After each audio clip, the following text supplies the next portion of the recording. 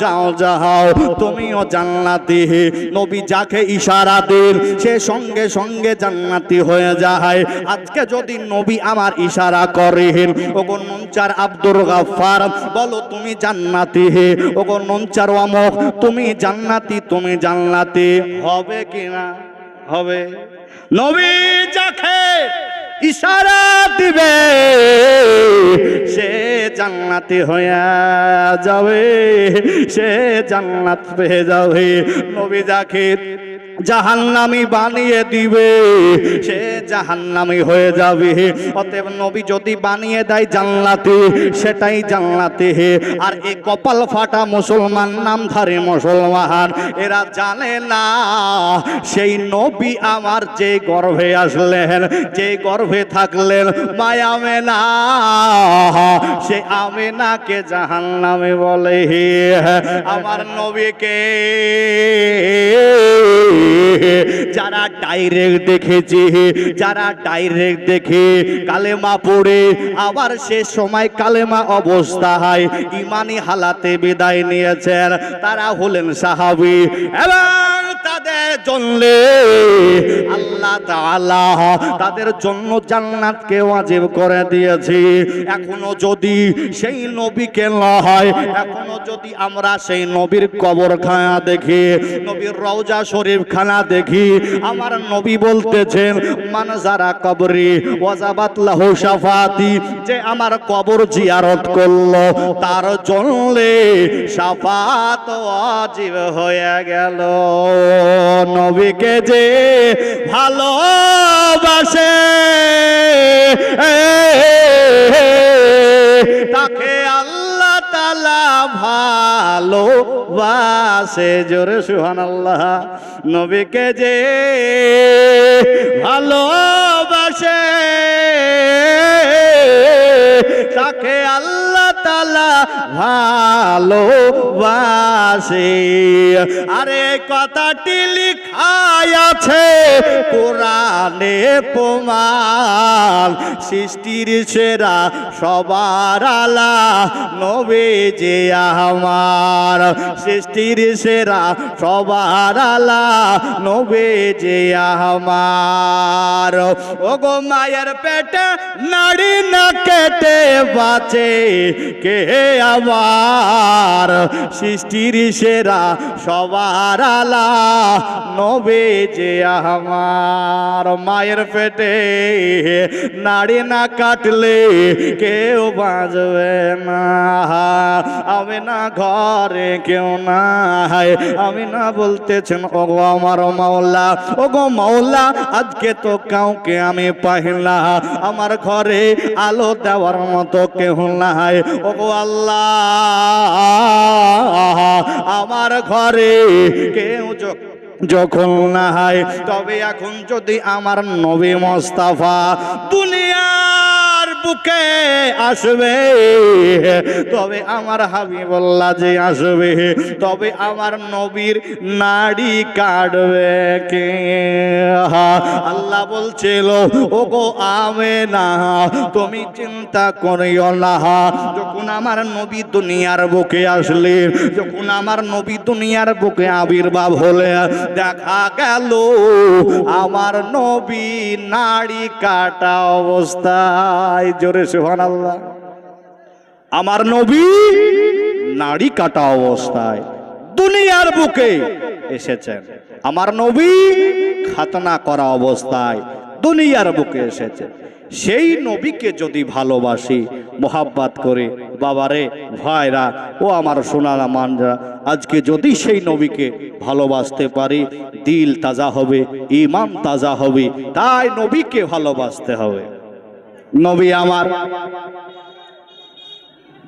সকল কাফেরেরা নবীকে দেখে, যেখানে পাবো ইজ্জত হানি করব, যেখানে পাবো অপমান করব, আঘাত হানব।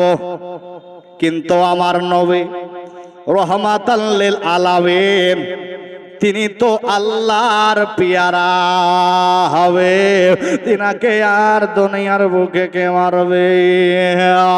তিনি তো সারা তো জাহানের বাদশাহ। এই নবীকে এক ইহুদি যেন বড় টার্গেট করে, নবীকে বড় গালি দেয়, নবীকে দেখে না, নবীকে দেখতে পারে না। এই গুস্তাকে রসুল নবীর দুশমন যেখানে পাবো আমি নবীকে পাবো, ওইখানে গিয়ে আমি নবীকে আজকে অপমান অপহেলিত করব। এই চললে রাস্তার ধারে ধারে দাঁড়িয়ে থাকে, কোথায় সব সময় নবীকে গালি দেয়, আবার রহমতের বাদশাকে গালি দেয়। নবী তো নবী না, নবী নূরের তৈরিও না। আজকে কিছু মানুষ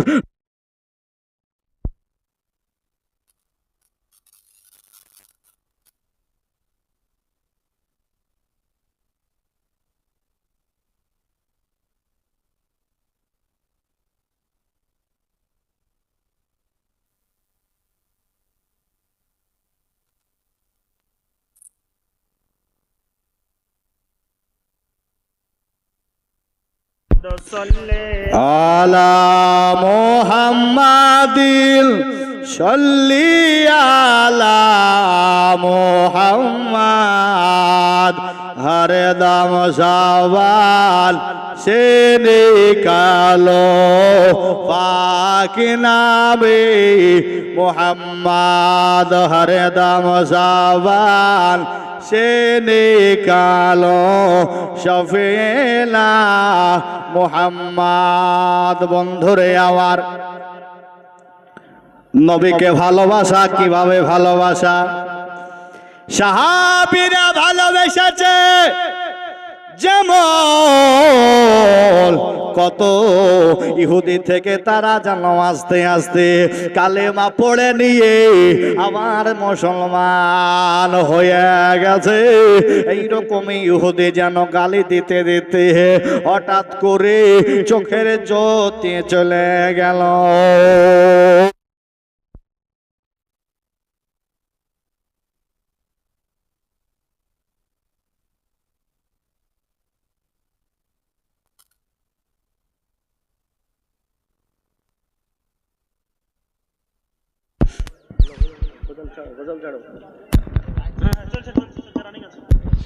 আল্লাহুম্মা সাল্লি আলা সাইয়্যিদিনা মাওলানা মুহাম্মদ ওয়া আলা আলে সাইয়্যিদিনা মাওলানা মুহাম্মদ। একবার দিদার দাও দয়ার নবী গো, তোমায় নয়ন ভরে আমি দেখব।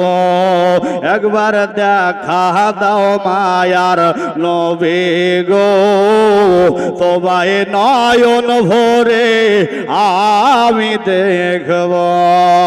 তোমায় নয়ন ভরে আমি দেখিব,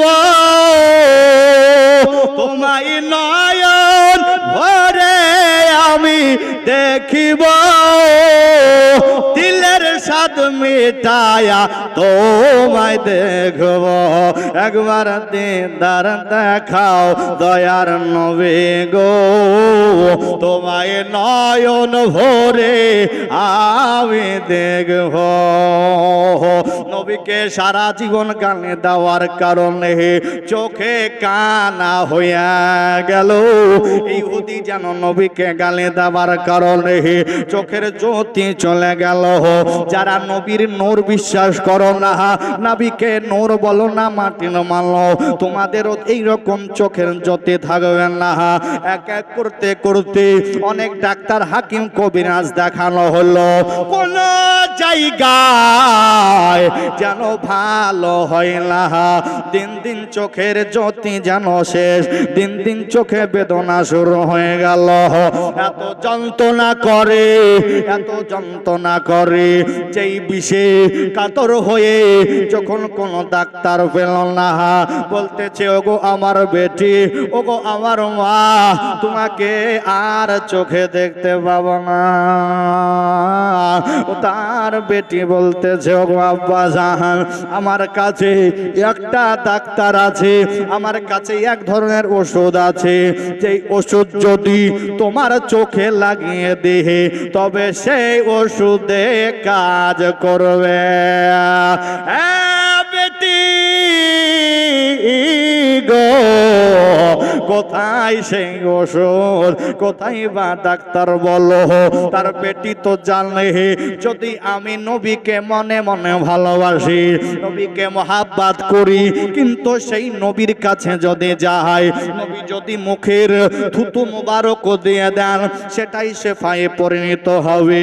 যেমন নবীর থুতু মোবারক সাপের বিষে লাগিয়ে দিল, সাপের বিষ পানি হয়ে গেল।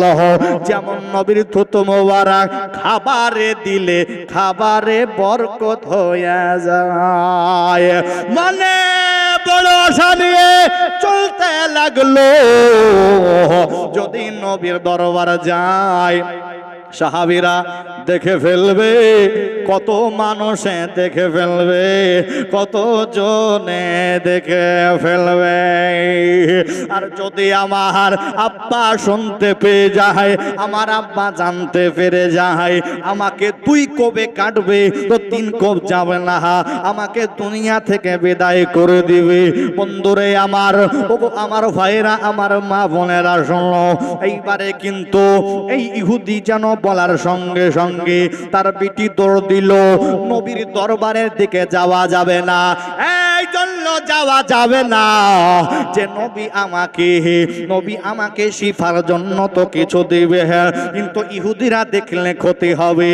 তবে আমার নবী আমার পাহাড়ে ইবাদত করেন, সে পাহাড়ে গিয়ে যদি যায় সেখানে আমি নবীকে পাবো, আর ওই জায়গায় আমি গিয়ে কিছু নিয়ে আসব। পাহাড়ে গিয়ে ওই জায়গায় যেমনই যাওয়ার পরে দেখতেছেন আমার নূরের নবী গো, আমার মায়ার নবী সেই দিন আর ওইখানে আসে না। নবী আমার যখন আসে নাই, ইহুদির কন্যা বলতেছেন ওগো মাওলা, ওগো আল্লাহ, ভাবলাম নবীর কাছ থেকে কিছু দাওয়া ওষুধ নিব, সেটাও পেলাম না। তবে আমার কথা ঝোটা হয়ে যাবে, আমার কথা মিথ্যা হয়ে যাবে, এই জন্য চলো কি করা যায়, নবী মুস্তাফা সাল্লাল্লাহু তাআলা আলাইহি ওয়াসাল্লাম যেইখানে ইবাদত করে ওই জায়গার কিছু মাটি তুলে নিলে, নেওয়ার পরে বাড়ি ছোট দিলেন। বাড়িতে যাওয়ার পরে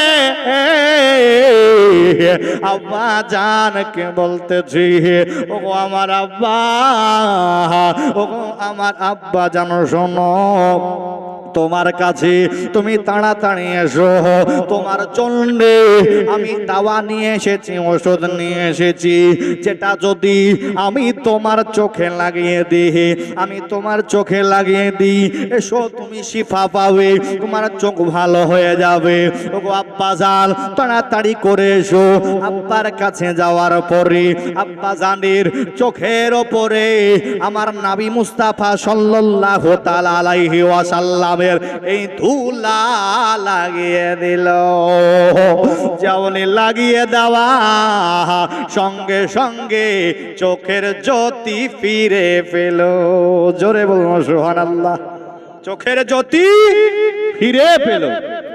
বন্ধুরে আমার,